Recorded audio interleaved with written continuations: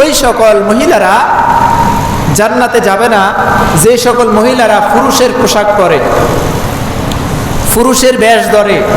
সে মূলত নারী, সে শার্ট পরে, প্যান্ট পরে, পুরুষদের বিভিন্ন যেই জিনিসগুলা পরলে পুরুষের মতো দেখায় সেই পোশাক তারা পরে। আল্লাহ নবী বলেন, যারা এরকম মহিলা হয়েও পুরুষের বেশ ধারণ করবে তারা জান্নাতে যাবে না। আল্লাহ নবী সাল্লাল্লাহু আলাইহি সাল্লামের হাদিস থেকে আমরা জানতে পারি, ইন্না ইমরাতান তালবাসুন নালা ক্বালাত লানা রাসূলুল্লাহ সাল্লাল্লাহু আলাইহি সাল্লাম আর রাজুলাতুন নিসা। একজন মহিলা, আল্লাহ নবীর আমলে একজন মহিলা শুধু একজন পুরুষের একটা জুতা পরিধান করেছে। এক জোড়া জুতা পরিধান করেছে কার? পুরুষের। কে? একজন মহিলা একজন পুরুষের জুতা পরিধান করেছে। এই জুতা পরিধান করার কারণে আল্লাহ নবী সাল্লাল্লাহু আলাইহি সাল্লাম বললেন যে তার প্রতি আল্লাহর লানত বর্ষিত হোক। শুধু মহিলা কি করেছে? পুরুষের জুতা পরিধান করেছে। এটা দেখে আল্লাহ নবী বললেন তারপর আল্লাহর লানত বর্ষিত হোক। সেটা কি? আবু দাউদের 4099 নম্বর হাদিসে এই কথাটি আসছে যে এক জোড়া জুতা, পুরুষের জুতা মহিলা পরেছে। এই দৃশ্য যখন আল্লাহ নবী শুনতে পেলেন, আল্লাহ নবী তাকে লানত দিলেন।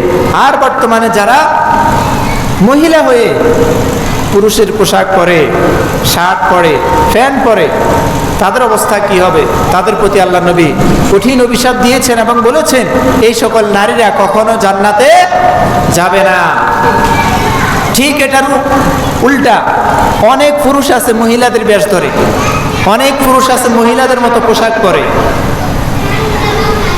মহিলাদের মতো তারা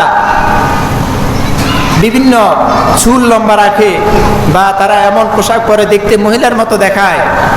ওই সকল পুরুষদের জন্য আল্লাহ নবী লানত করেছেন। অর্থাৎ পুরুষের পোশাক পুরুষদের জন্যই, মহিলার পোশাক মহিলাদের জন্যই। কেউ কারো পোশাক পরতে পারবে না, এটা আল্লাহ তাআলা হারাম ঘোষণা করেছেন। আল্লাহ নবী সাল্লাল্লাহু আলাইহি সাল্লামের আরেকটি হাদিস থেকে আমরা জানতে পারি, আল্লাহ নবী বলেন আল মারআতু আওরাত, মহিলারা হচ্ছে সম্পূর্ণ, মহিলাদেরকে সম্পূর্ণ পর্দার মধ্যে রাখতে হবে। তাদের পুরো শরীরটাই পর্দাতে রাখতে হবে। তাদের হাত পা চেহারা কিছুই অন্য পুরুষ যাতে দেখতে না পায়। তার পুরো শরীরটাই কি পর্দাতে ঢাকার মতো একটা জিনিস। এই কারণে মহিলাদেরকে কখনো আপনি পর্দা ছাড়া বাড়ি থেকে বের হতে দিবেন না। আর যদি আপনি আপনার স্ত্রী, নাতি নাতনি, মেয়েদেরকে এইভাবে বেপরদায় ছেড়ে দেন, আল্লাহ নবী আপনাকে কি বলেছে? দায়ুস বলেছে। আর আপনি যদি দায়ুস হন তাহলে আপনি জান্নাতে প্রবেশ করতে পারবেন না। যদিও 5 ওয়াক্ত নামাজ পড়েন, যদিও সারাদিন মসজিদে ইবাদত করেন, রাতের বেলা তাহাজ্জুদ পড়েন, আপনি তাহাজ্জুদ পড়েন আপনার মেয়ে বেপরদায় চলে, আপনি তাহাজ্জুদ পড়েন আপনার নারী, আপনার স্ত্রী বেপরদায় চলে, পরপুরুষের সাথে দেখা দেয়, এরকম যদি হয় আপনার এই নামাজ দিয়ে আপনি জান্নাতে যেতে পারবেন না। আল্লাহ নবীর হাদিস মোতাবেক আপনাকে জাহান্নামে যেতে হবে।